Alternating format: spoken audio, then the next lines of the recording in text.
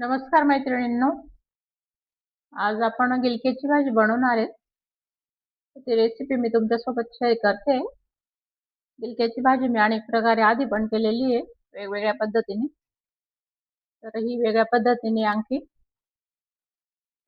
कोरडी पण भाजी बनवली मी आधी मुगाची डाळ टाकून.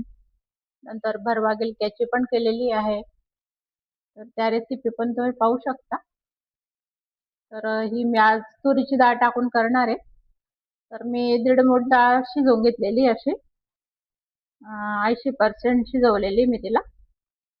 म्हणजे एक शिट्टी पण नाही झाली त्याच्या आधीच मी कुकर बंद करून दिला आणि मग काढून घेतली डाळ.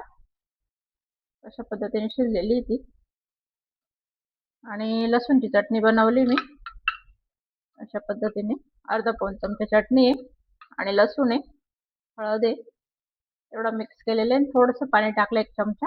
ओली केलेली तिला फक्त. तर तळण्यासाठी मी थोडी ओली केली म्हणजे जळायला नको असं म्हणून. तर आपण आता हे गिलक्याचे कापलेले आहेत मी. तर अशा पद्धतीने बारीक कापून घेतलेले. आपण सुरुवात करूया आता.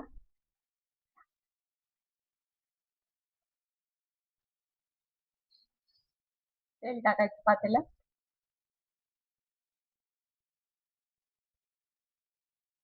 2-2.5 पळी तेल टाकलंय मी.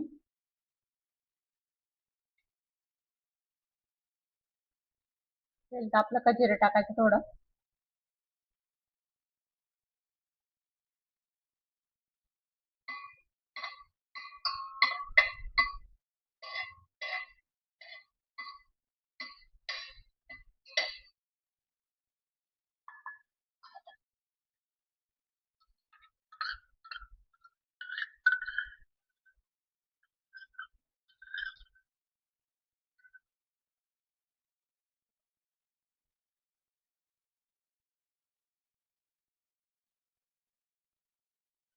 गॅस मंद करून द्यायचा, मग चटणी टाकायची.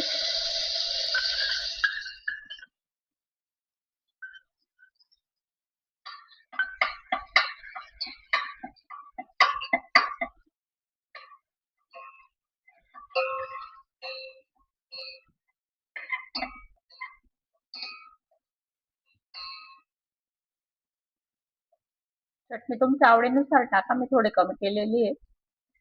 टाकली.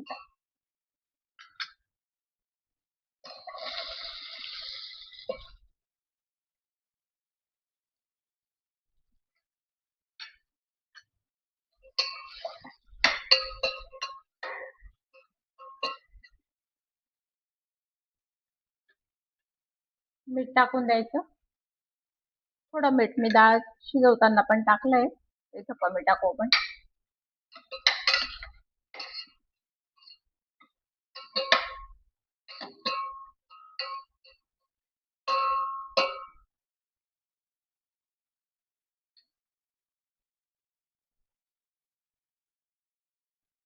आता हे गिलके आपण 60-70% शिजू देऊ. नंतर आपण ही डाळ टाकणार आहे. तर झाकण ठेवून देऊ याच्यावर.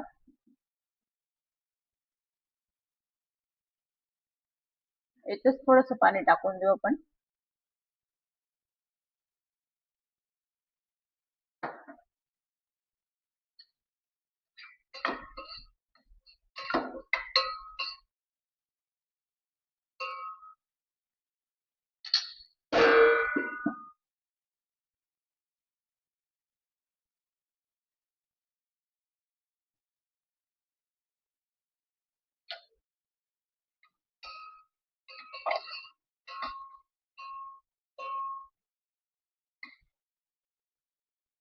तरी 60-70% शिजून गेलेली आता.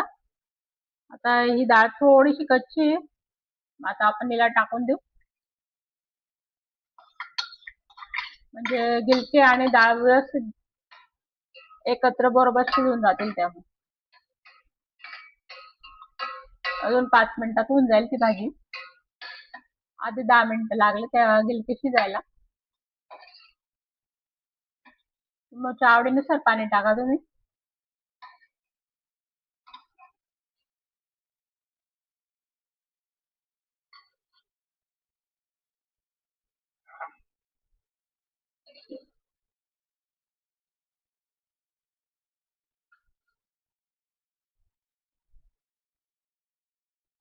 बघू शकता मैत्रिणींनो, आपली गिलक्याची भाजी तुरीची डाळ टाकून केलेली तयार झालेली आहे. तर अजून 5 मिनिटं लागले तिला. अशा पद्धतीने छान झालेली शिजून गेली ती. तर अशा पद्धतीने बनवल्याने पण छान लागते ही भाजी. तर आपला व्हिडिओ इथं समाप्त झालाय. सबस्क्राईब करा, लाईक करा. थँक्यू.